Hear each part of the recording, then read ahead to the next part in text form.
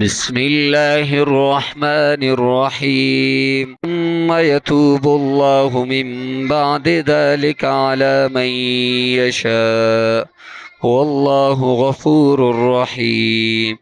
يا أيها الذين آمنوا إنما المشركون نجس فلا يقربوا المسجد الحرام بعد عامهم هذا وإن خفتم عيلة فسوف يغنيكم الله من فضله إن شاء إن الله عليم حكيم.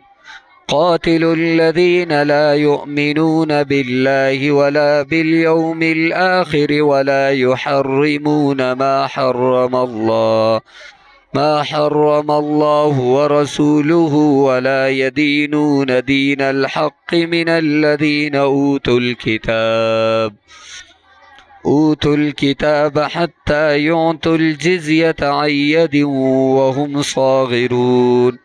وقالت اليهود عزير ابن الله وقالت النصارى المسيح ابن الله ذلك قولهم بأفواههم يضائهون قول الذين كفروا من قبل قاتلهم الله أنى يؤفكون. اتخذوا أحبارهم ورهبانهم أربابا من دون الله والمسيح ابن مريم وما أمروا إلا ليعبدوا إلها واحدا لا إله إلا هو سبحانه عما يشركون.